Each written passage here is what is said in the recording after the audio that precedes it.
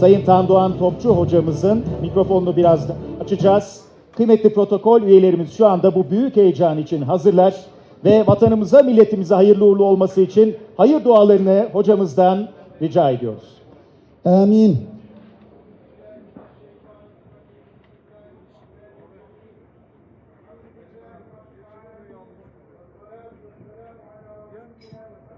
Ala alihi ve sahbihi ecma'in.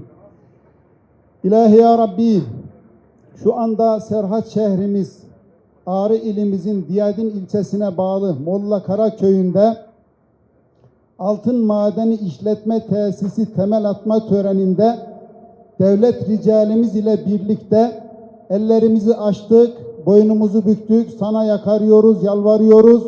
Dualarımızı kabul eyle Allah'ım. Birliğimizi, dirliğimizi daim ve kaim eyle. Hıfzı emanında eyle Allah'ım. Şu anda temelini atacağımız tesisimizi en kısa zamanda tamamlamayı nasip ve müyesser eyle Allah'ım.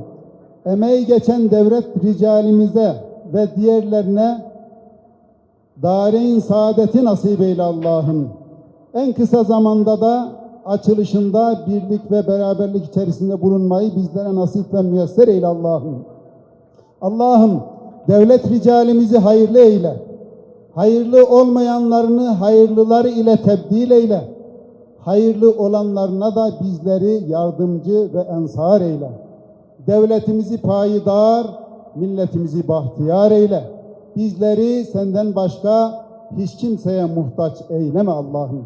Son nefesimizde buyurun kelime-i şehadet ki eşhedü en la ilahe illallah ve eşhedü enne Muhammeden abduhu ve rasulü diyerek cümlemize çene kapamayı nasip ve müyesser eyle.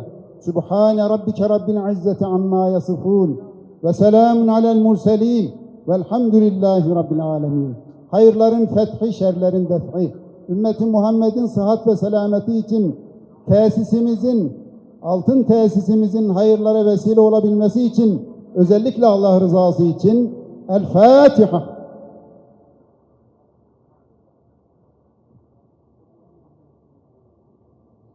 Evet, kıymetli hocamıza çok teşekkür ediyoruz. Saygıdeğer bakanlarımız, evet mikrofonlarını lütfen açalım. Kıymetli bakanlarımızın ve işte o büyük an geldi. Buyurunuz efendim.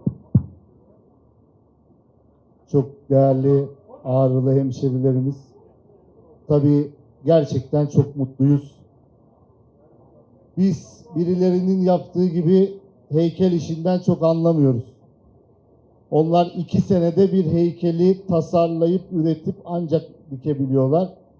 Biz gördüğünüz gibi burada bulunan 20 ton altın rezervinin üretim tesisinin temelini atıyoruz.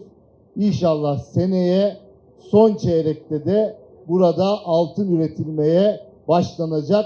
O töreni de inşallah Sayın Cumhurbaşkanımızın riyasetinde yapacağız. Onunla beraber ilk altınları dökeceğiz. Biz hayal satmıyoruz. Bulduğumuz rezervin işte üretileceği tesisleri kuruyoruz. Demin bakanımız sosyal sorumluluktan bahsetti. TMSF başkanımıza o zaman ben bir sosyal sorumluluk projesi olabilecek bir konuda desteğini isteyeyim. Zaten burada inşaata başladınız. Sayın Valimiz biliyor, burası termal sularıyla meşhur bir yer ve burada bir termal sera bölgesi kurmak istiyorlar. İnşallah TMSF olarak oranın altyapısına sizin desteğinizi bekliyoruz. O altyapıyı kuralım. Burada seralarda ürünlerimiz, tarım ürünlerimiz üretilsin, Ağrılı kalkınsın diyoruz. Orada sizin desteğinizi bekliyoruz. Ben tekrar hayırlı uğurlu olsun diyorum. Mikrofonu Sayın Bakanıma bırakıyorum. Değerli Bakanım,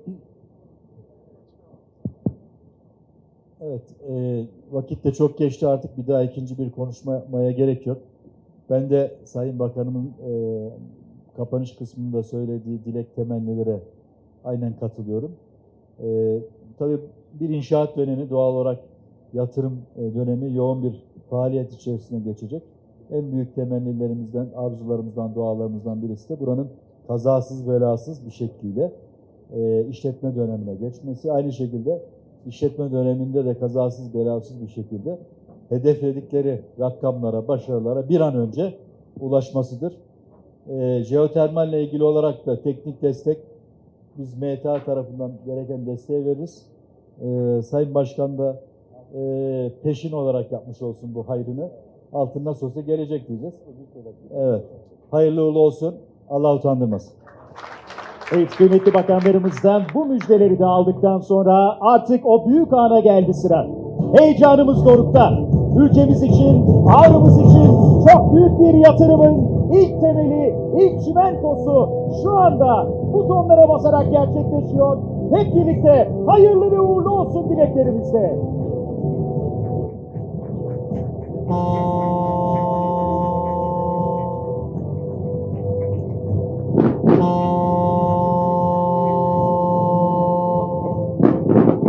Kıymetli konuklarımız, ekranlarda da gördüğünüz gibi şu anda ilk çimentomuz temele dökülüyor. Ülkemiz için çok güzel bir günü hep birlikte yaşamanın mutluluğunu ve gururunu yaşıyoruz.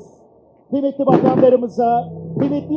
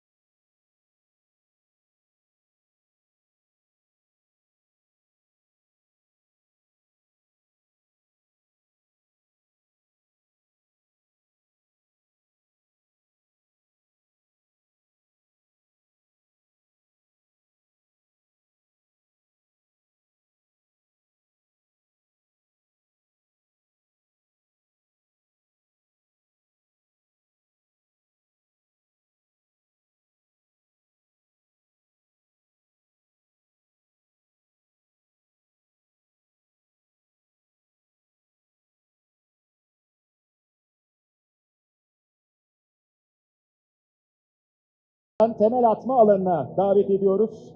Atılan temeller ve yapılacak yatırım ülkemiz ve milletimiz için hayırlara vesile olsun dileklerimizle temel atma törenimizin sonuna geldiğimizi belirtiyoruz. Katılan herkese teşekkürlerimizi sunuyoruz efendim.